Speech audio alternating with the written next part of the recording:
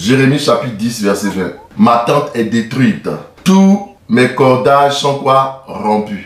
Mes fils m'ont quitté, ils ne sont plus. Ici, il parle de sa tente qui est détruite parce que les cordages sont rompus. Les enfants qui sont à l'intérieur ne sont plus, ils sont morts. Je vais vous expliquer un peu les phases de la vie et les phases de la mort. Je vais vous parler des étapes de la vie et des étapes de la mort, que ce soit du point de vue naturel et du point de vue spirituel. Je vous explique un principe ici. Il parle de sa tente. Et cette tente-là, on dit qu'elle s'est effondrée. Elle a été détruite parce que les cordages qui tenaient la tente se sont rompus. Vous savez que dans le désert, les bergers ont des tentes, ils vivent sous les tentes. Et ce qui maintient, n'est-ce pas, la tente debout, ce sont les cordages qu'on va fixer par des pieux, par des piquets au sol. On attache donc les cordages qui attachent le pieu et qui attachent la tente et qui maintiennent la tente debout. Si les cordages lâchent ou se rompent, la tente va s'affaisser, va s'écrouler. Ceux qui sont dedans peuvent mourir ici, c'est lourd à cause du poids. Quand on parle donc de cordage, c'est ce qui permet de maintenir la tente dans sa forme et permet que la vie soit possible dans la tente. L'homme est un temple. Nous sommes le temple du Saint-Esprit et la maison de Dieu.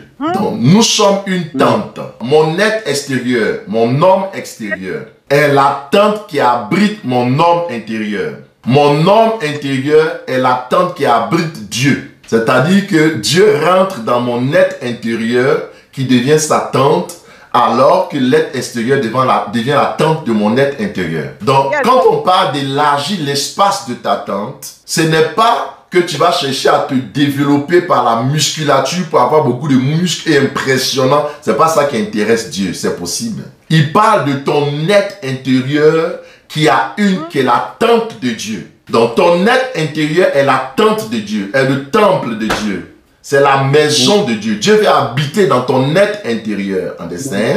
Cette tente intérieure-là a un espace intérieur en 3 dimensions. Dis-moi 3 dimensions, 3D.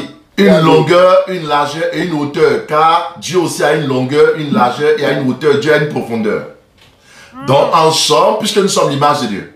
Donc à l'intérieur de toi, ton être intérieur, n'est-ce pas, a une dimension intérieure, a une tente. Et c'est cette tente-là qui contient, n'est-ce pas, un volume. Hein? Ce volume, n'est-ce pas, c'est ce qu'on appelle la capacité de ton être intérieur, c'est le volume. La capacité, c'est le volume. Ce volume est comparable à un poids qu'on appelle la gloire de Dieu.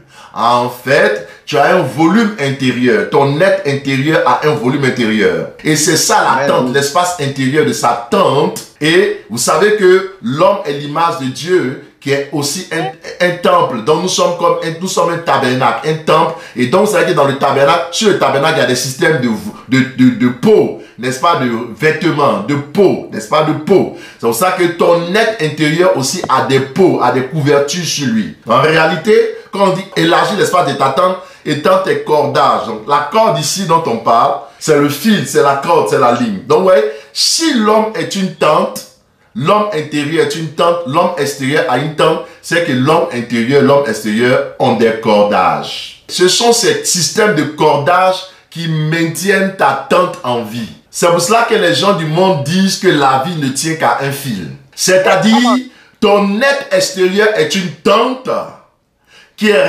rattachée à un support par des fils qu'on appelle des cordages, que ton œil ne voit pas. Ton être intérieur est rattaché, n'est-ce pas, en tant que tente à un système de cordage qui maintient, n'est-ce pas, qui permet de maintenir la forme de ta tente, intérieure comme extérieure.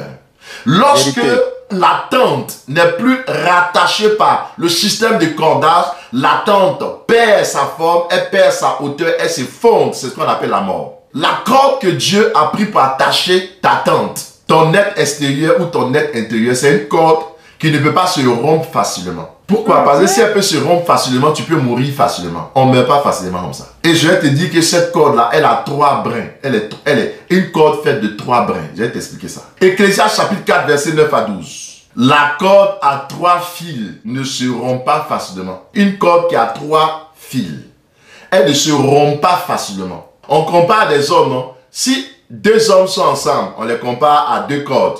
Si 3 hommes sont ensemble, on compare à 3 cordes. Vous voyez, non? S'ils sont à 3, c'est difficile.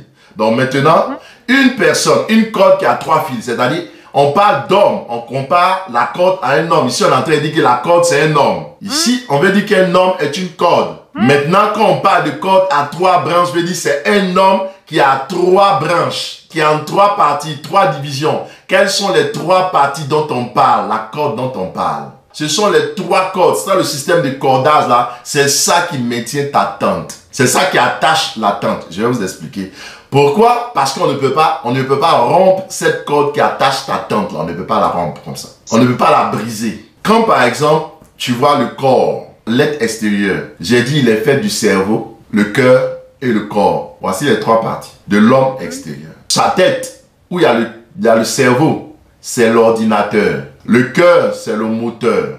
Le corps, c'est le véhicule. Le corps physique, c'est le véhicule. Mais ça, il correspond dans le physique à ce que l'être intérieur est dans le spirituel. Car l'être intérieur a une tête, c'est l'esprit. Il a aussi un cœur, c'est son âme. Et il a un corps, c'est son corps spirituel, son corps astral, comme on l'a dit. Sa gloire. Maintenant, quand l'être intérieur rentre dans l'être extérieur, l'homme intérieur rentre dans l'homme extérieur à la création. Quand Dieu est en train de faire l'homme, il y a que les 3 branches là, ce sont les 3 cordes, ce sont les 3 aspects de la corde. La corde, c'est l'homme intérieur. Et ces 3 parties sont les 3 fils de cet homme. Donc ça vient se connecter. Ça vient se connecter. Donc l'homme intérieur, qui est l'esprit, va venir se connecter à l'homme extérieur, au cerveau de l'homme extérieur par son esprit. Il vient se connecter au cœur de l'homme extérieur par l'âme. C'est le deuxième fil. Et il vient se connecter au corps par son corps mystique. C'est le troisième fil. Ce sont ces 3 branches, ces 3 fils-là, qui sont en fait les fils qui permettent de maintenir la tente qu'on appelle l'être extérieur pour qu'elle ait sa forme qu'elle a. Parce que l'être extérieur est la tente de l'homme intérieur. Et l'homme intérieur qui vient, il est une corde à 3 branches. La première branche s'attache au cerveau, c'est son esprit.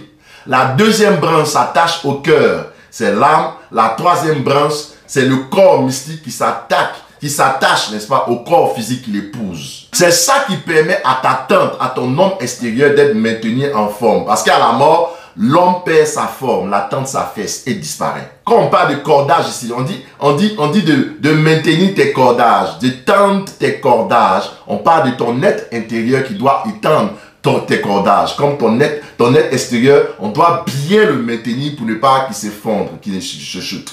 Comme ton être extérieur aussi a des cordages. Cordage, comment on définit cordage dans la langue hébraïque ici en utilisant le terme meitar, c'est-à-dire c'est une ficelle, c'est une corde qui par ses brins vient maintenir une tente afin qu'elle survive, afin qu'elle échappe, afin qu'elle ne soit pas détruite. C'est-à-dire en clair, ton être extérieur étant une tente, si elle est maintenue debout, c'est parce qu'il y a des cordages qui la maintiennent debout. Ton être extérieur, c'est une tente. Et c'est la tente dans laquelle vit un occupant qu'on appelle ton être intérieur. Et si ton être extérieur en tant que tente est maintenu debout, tu es encore debout comme tu es, en tant que tente, en tant qu'abri, c'est parce que les cordages te maintiennent en vie, te maintiennent debout. Et quels sont les cordages? Ce système de cordage là, c'est ton être intérieur qui vient avec les 3 brins qui sont l'esprit, l'âme et le corps. J'explique. Le corps mystique, c'est-à-dire le corps glorieux, c'est-à-dire le corps astral, c'est-à-dire l'étoile. L'esprit de l'homme intérieur répond au cerveau de l'homme. Donc, est branché, le branche. C'est-à-dire que l'homme est comme une maison. Je vous montre le schéma. Vous voyez ce schéma que j'ai fait? Il s'agit d'un générateur, d'une source d'électricité par exemple. Et puis, à cette source d'électricité, on met là une fiche mâle. On met la prise, on branche la prise par exemple. On branche la prise, une source de courant, d'électricité, et on branche maintenant la fiche mâle. Et il y a, n'est-ce pas, un câble d'alimentation qui va alimenter ce qu'on appelle l'appareil ou la maison. Une maison, mais qui a 3 secteurs. La maison qui est là, le carré, c'est une maison qui a 3 secteurs. Le secteur le plus haut, le secteur médian et le secteur qui est en bas, tout en bas. Donc le secteur le plus haut s'appelle la tête, Le secteur médian, c'est le milieu qu'on appelle le cœur de la maison. Et puis le secteur qui est en bas, on appelle le corps de la maison, le secteur global. Donc en réalité, dans le secteur global, ceux qui parlent de secteur dans l'électricité savent ce que ça veut dire. Donc dans la maison, il y a des secteurs, il y a 3 secteurs qui sont ici. Donc en réalité, vous allez voir que le câble d'alimentation passe par la fiche mâle pour prendre l'énergie de la source et va se connecter aux 3 secteurs, secteur 1, 2 et 3. Maintenant, ce qu'ils appellent le générateur de vie, c'est exactement ce qui se passe. La source, c'est quoi? La source de vie, c'est Dieu. Dieu est la source de vie. Et maintenant, la fiche mâle, la petite fiche mâle à laquelle se connecte, n'est-ce pas, la corde, la rallonge, la ficelle, ce qu'on appelait le coude, ou la ficelle, ou la corde, c'est quoi? C'est Jésus-Christ. Car Jésus-Christ, c'est lui qui nous connecte au Père. La prise, Jésus-Christ, c'est la fiche de la prise, là. C'est Jésus-Christ qui nous connecte au Père, qui est la source comme la prise. Où il y a l'énergie, la vie qui sort. Maintenant, le câble, là, c'est quoi? C'est l'esprit. C'est-à-dire l'homme intérieur qui est à l'intérieur de toi. C'est le fil qui connecte. C'est pour ça qu'on dit c'est un fil. Il connecte quoi? Il connecte la source par la prise. N'est-ce pas? Il va connecter ça à quoi? Aux 3 branches. Par les 3 branches, il va connecter en haut, il va connecter au milieu, il va connecter en bas. Il connecte au cerveau, il connecte au cœur et il connecte quoi? Au corps. L'esprit va connecter Dieu au cerveau. L'esprit va connecter Dieu au cœur. L'esprit va connecter Dieu au corps par l'intermédiaire de l'homme intérieur qu'on appelle l'esprit. Qui lui-même, s'il a accepté Jésus, est attaché à Christ qui est la prise et qui est fixé à Dieu, le Père qui est la source. Vous savez que ce qu'on appelle la mort, c'est exactement comme si on avait coupé l'électricité. C'est comme s'il y avait des délestage chez toi. Quand quelqu'un meurt dans les ténèbres, c'est comme si on avait coupé l'électricité. C'est ce que ça veut dire la mort. Car la vie, c'est la lumière. Vous êtes d'accord avec moi? La Bible dit, au commencement était la parole était avec Dieu, la parole était Dieu. Tout ce qui a été fait par la parole. Rien de ce qui a été fait n'a été fait sans Dieu. En elle était la vie était la lumière des hommes. La vie était la lumière des hommes. Donc la vie, c'est la lumière, c'est la vie. Autrement dit, quand quelqu'un meurt, il perd la vie, il perd la lumière. C'est pour ça que les gens du monde disent qu'il s'est éteint. You don't get it. Pourquoi quand quelqu'un meurt, on dit il s'est éteint? Il dit, mon ami, je vais t'éteindre, je vais te tuer. N'éteignez pas la braise, n'éteignez pas le feu. Je dis, ne faites pas mourir la personne. Parce que la vie, c'est la lumière. Première chose. Deuxième chose, une autre expression pour désigner la mort, c'est par rapport à la chaleur. Vous savez, quand quelqu'un est en vie, il est chaud, réchauffé. Quand il meurt, il devient froid. Donc, c'est pour cela qu'une expression qui traduit la mort, par exemple, dit, je vais te refroidir. Pour dire, je vais te tuer. Aller toucher un cadavre, il est froid. Comprenez? Pourquoi? Parce que la vie, c'est la lumière, la vie, c'est la chaleur. C'est la raison pour laquelle l'une des manières d'apprécier la vie, c'est la chaleur. Lorsque ta température monte trop, on dit c'est la fièvre. Quand ça diminue, quand ça bat en hypothermie, quand tu n'as plus de température, tu deviens froid, on dit tu es mort. La chaleur, le chaud et le froid permettent de mesurer la quantité de vie, tout comme la lumière. Et vous allez voir que le froid, c'est exactement le contraire du chaud. Et vous allez voir que les ténèbres, la nuit, c'est totalement le contraire de la lumière. Les ténèbres, c'est le contraire de la lumière. Voyez avec moi. Donc en réalité, quand on parle de la vie, on parle de la lumière, on parle de la chaleur. Quand on parle de la mort, on parle, n'est-ce pas, des ténèbres, de la nuit, et on parle de quoi? On parle, n'est-ce pas, du froid. C'est pour ça que quelqu'un qui est mort, on dit il s'est refroidi, il s'est éteint. La mort correspond à la chute de la tente. Elle n'est pas automatique. Elle se fait en 3 phases. La première phase, c'est quoi? C'est que quand il doit avoir la mort, on parle de la mort cérébrale. Les médecins ont bien trouvé. On parle de la mort cérébrale. La mort cérébrale, c'est lorsque le premier brin, n'est-ce pas, de la corde qu'on appelle l'esprit, l'homme intérieur, qui est attaché au cerveau, se déconnecte du cerveau. Donc en ce moment, le cerveau qui n'est plus alimenté par la source de vie, le cerveau donc va s'éteindre. Comme l'ordinateur qui n'est pas branché s'éteint. Donc le cerveau s'éteint, ça veut dire en clair, la personne ne peut plus penser, elle ne peut plus raisonner, elle n'a plus la possibilité d'avoir accès à ses souvenirs, rien. Le cerveau s'éteint, elle ne peut plus parler, rien. Elle ne peut plus voir les couleurs, elle ne peut plus rien voir. Le cerveau s'éteint. On parle de triphasé. Voilà, c'est un triphasé. Quand quelqu'un a une mort cérébrale, si son cœur bat, il n'est pas déclaré mort. Mais la médecine a bien vu ça. Pourquoi? Parce que l'esprit s'est déconnecté du cerveau, mort cérébrale, mais l'âme ne s'est pas encore déconnectée du cœur. Le cœur continue de battre. Le sang continue d'être en mouvement, et c'est le sang qui est en mouvement qui fait ce qu'on appelle les pulsations. On peut prendre le pouls ici. Et un autre indice de vie après la température, c'est le pouls, le mouvement. On essaie de toucher au niveau des vaisseaux. S'il y a un mouvement de sang, on appelle la pulsation, ça traduit l'idée du battement cardiaque, ce sont des constantes vitales. Si le cerveau s'est arrêté parce que le premier brin de la corde l'a quitté, c'est-à-dire l'esprit l'a quitté, et que le cerveau n'arrive plus à fonctionner, mais en revanche, le cœur de l'homme continue de fonctionner, pomper le sang, donc il va avoir un mouvement, il va avoir la circulation toujours dans le corps, il a le cœur bat, donc on dit, ah, on touche le cœur, mais le cœur bat. Même si le cerveau s'est arrêté à l'électroencéphalogramme, EEG, les rythmes, les ondes sont plates, à l'EEG, son cerveau est mort, s'est éteint, parce que l'esprit l'a quitté, le cerveau s'est éteint parce que l'esprit l'a lâché. Le premier brin de la corde qu'on appelle l'esprit l'a quitté. Mais alors le cœur continue de battre parce que l'âme, le deuxième brin, est encore en train de maintenir le cœur en vie. Maintenant, lorsque le deuxième brin qu'on appelle l'âme va lâcher le cœur, en ce moment, vous allez voir que tout s'arrête, c'est-à-dire qu'il n'y a plus de mouvement.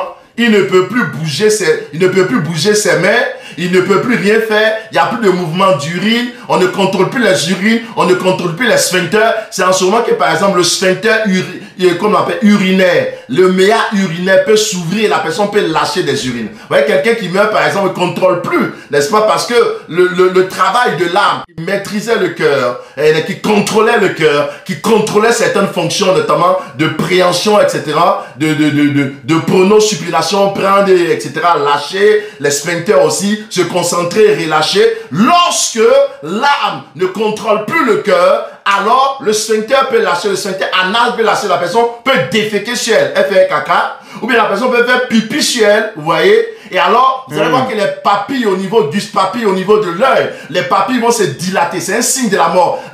La dilatation des pupilles. Parce que, en réalité, l'énergie, la force qui venait de l'âme, qui permettait de maintenir tous ces orifices en équilibre, cette force, l'âme n'est plus là. Et donc, les papilles se dilatent. On peut voir bien la bouche s'ouvre, la langue pend d'un côté. On peut voir bien le cœur qui s'arrête, les urines qui peuvent se perdre, etc. Les fesses, tout ça. Ça traduit la mort parce que l'âme l'a quitté à ce niveau. Mais il y a un troisième brin. Dis-moi le troisième brin. Le troisième brin, c'est quoi? C'est le corps astral. C'est-à-dire l'étoile qui est en toi, qui est spirituelle, qui est rentrée dans ton corps, qui a attaché le corps. C'est le dernier, c'est la dernière corde du cordage qu'on appelle l'esprit. Lorsque la dernière corde est dedans, vous savez que l'étoile, l'astre, c'est ce qui est en contact avec Dieu, qui est le soleil de justice. Donc, il y a la chaleur. Et tant que ce être intérieur, c'est-à-dire le corps de l'homme intérieur, n'a pas lâché le corps physique, alors le corps est toujours chaud. Parce que c'est lui qui garantit la chaleur. Le cerveau s'est arrêté, le cœur s'est arrêté, mais le corps est toujours chaud. Pourquoi? Parce que le corps astral n'a pas encore lâché le corps physique. Mais quand le corps astral va quitter, il part avec sa chaleur, alors le corps devient totalement froid, le corps s'éteint.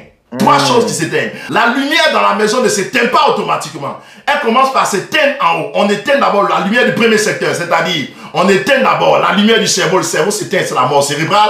Ensuite, suite au départ de l'esprit, l'esprit lâche. Après, il y a un débranchement du cœur au niveau du second secteur, c'est-à-dire que le cœur s'arrête, tous les mouvements s'arrêtent, tout ce qui est constante de base, n'est-ce pas, vital, tout ça s'arrête. Mais alors, seulement ce qui reste, c'est la température. Le corps est encore chaud à cause de la présence encore du corps astral. Ce n'est pas automatique. L'esprit quitte, l'âme lâche, mais le corps astral de l'homme intérieur est encore en lui. Alors il y a la température. Mais quand maintenant le corps astral quitte, c'est totalement là qu'il se refroidit totalement. Et donc, de la même manière, la vie part. C'est-à-dire, la vie c'est la lumière, je vous ai dit. Part, la chaleur part. C'est comme ça que ça vient. Et je vais vous expliquer comment ça vient.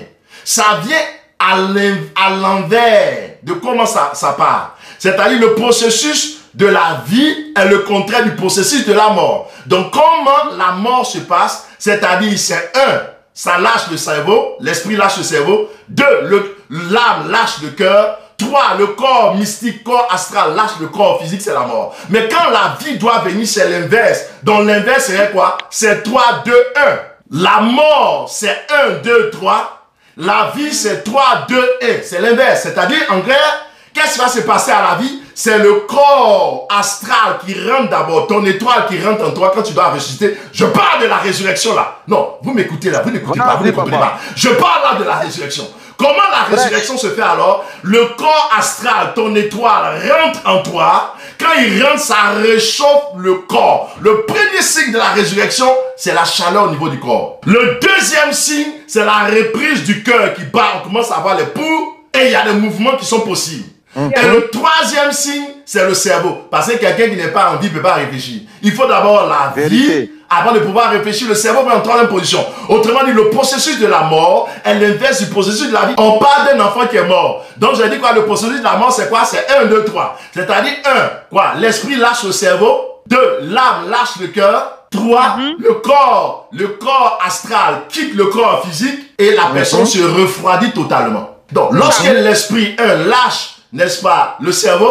il ne peut plus réfléchir, il ne peut plus parler. 2, lorsque le cœur, l'âme lâche le cœur, il n'y a plus de bâtiment. On ne contrôle plus maintenant les sphincters. 3, lorsque le corps astral qui est en charge de la chaleur lâche, n'est-ce pas, le corps physique, alors il se refroidit. Donc, à l'envers, lorsque la vie vient, la vie est l'inverse de la mort. C'est-à-dire, au lieu de faire 1, 2, 3, on va faire 3, 2, 1. On commence par là, on avait fini. Parce qu'on commence toujours par la fin. Car la fin, c'est le commencement. La fin, c'est donc le commencement. Donc, en réalité, lorsque ça va venir, le premier signe que ça va venir, c'est la chaleur. Car le corps mystique va donner la chaleur. Deuxième chose, le cœur va commencer à battre parce que l'âme commence à être en contact, va brancher le cœur. Et ensuite, l'esprit va brancher le cerveau. Et l'enfant peut être conscient du monde, il peut commencer à parler. J'ai soif, je veux boire. Parce que son esprit a été actif. Son âme, son esprit a activé son cerveau. En dernière position. Élisée, c'est un homme de l'esprit. Élisée, il a crucifié la chair. Ce n'est plus lui qui vit, c'est Christ qui vit en lui. C'est-à-dire son être intérieur maintenant reflète sur son être extérieur. C'est-à-dire son esprit. Son esprit qui est en lui là. Maintenant reflète. Autrement dit, si son être extérieur a été crucifié, il ne reste plus que son être intérieur. Élisée égale à un homme intérieur. Il va gagner une Élisée est devenu un homme intérieur. Sa chair ne sert plus de rien. À partir du moment où il est devenu un homme intérieur, il est devenu un esprit qui peut donner la vie. Donc, quand il se couche sur l'enfant, qu'est-ce qu'il fait? Il met sa tête en face de sa tête, son cœur sur le cœur de l'enfant, son corps sur le corps de l'enfant. Qu'est-ce qu'il est en train d'expliquer? Je vais te brancher à nouveau. Je vais te brancher à nouveau, car moi, je suis devenu une étoile. Élie m'a montré et m'a donné de devenir une étoile. Donc je vais amener cette étoile à rentrer en toi, mais l'étoile, l'esprit, doit se brancher à trois niveaux. Au niveau de ta tête donc, pour permettre à ton cerveau de reprendre, ton cœur, pour permettre pour permettre à mon âme de toucher ton cœur, et pour permettre à mon corps, à mon étoile mystique de pouvoir donner la chaleur à ton corps mortel. Et alors, j'ai dit que le principe de la résurrection commençait par 3, 2, 1. C'est-à-dire, c'est le corps qui se réchauffe, ensuite le cœur qui bat et en fait la bouche qui parle. Alors, c'est ce qui se passe. Il s'étendit sur lui. Et la chair de l'enfant se réchauffa. C'est le premier signe, c'est numéro 3, la chaleur. La résurrection fait 3, 2, 1. C'est-à-dire, quand il vient, l'étoile revient. Le premier signe, c'est en fait le corps mystique qui communique la chaleur au corps physique. Le corps se réchauffe. 1. 2. Le cœur commence à battre. Et alors, il y a des mouvements possibles, c'est-à-dire, du genre, le cœur bat, le poumon commence à battre. Alors, tu vas voir aussi que l'enfant peut éternuer. C'est la preuve que le cœur est revenu. My goodness, you're not getting it. Quand le corps se réchauffe, ne veut pas dire qu'il a commencé à vivre. Ce n'est que le début du processus. C'est-à-dire, c'est son étoile qui a commencé à revenir à lui. L'étoile de l'enfant commence à revenir en lui. Mais le cœur n'est pas encore en vie. mais pas encore. Le moteur n'a pas démarré. C'est pour ça qu'Élisée se lève. Quand il voit que le corps commence à se réchauffer, il dit ça c'est étape numéro 3. Je dois aller à l'étape numéro 2 et à l'étape numéro 1. Donc il marche autour de lui pour dire Seigneur, il doit passer à l'étape numéro 2. Car en réalité, s'il y a la chaleur, c'est le signe que la vie a commencé. Je suis en train de vous montrer un secret de la résurrection. Ça c'est dans l'école des prophètes, je montre ça. Mais je vous donne quelque chose. My God! Il marche et il vient. Ensuite, qu'est-ce qui se passe? Ma fille, il lit l'écriture. Il s'étendit sur l'enfant et l'enfant éternua 7 fois. Il éternue mouvement, c'est-à-dire le cœur commence à battre. Car c'est le cœur qui suggère le mouvement. Il ouvrit les yeux. Ouvrit les yeux au niveau de la tête pour dire le cerveau fonctionne maintenant. L'ordinateur est allumé à nouveau. Parce que là où on a fini, c'est là où on avait commencé. On a fini là où on avait commencé. La vie a fini là où la mort avait commencé. Et la vie a commencé là où la mort avait fini. Oh, you're not getting it. C'est comme ça, il a le commencement et la fin de toutes choses. Il a le commencement et la fin de toutes choses. C'est le même principe qui se passe au niveau de l'homme intérieur. Ton homme intérieur, il a l'esprit, il a l'âme et il a le corps. Donc, Dieu, c'est une corde à 3 brins. Le Père, le Fils et le Saint-Esprit. Comment l'homme intérieur se branche à Dieu, le Père, Dieu. Il se branche à Dieu par les 3 brins, à la corde à 3 brins, qu'on ne peut pas vaincre. Donc alors Dieu, le Père, va donner un embranchement à l'esprit de l'homme intérieur. Le Fils va donner un embranchement, n'est-ce pas, au cœur de l'homme intérieur qu'on appelle l'âme. Et le Saint-Esprit va donner un embranchement au niveau du corps mystique de l'étoile. C'est ça, parce que l'homme intérieur est la tente de Dieu.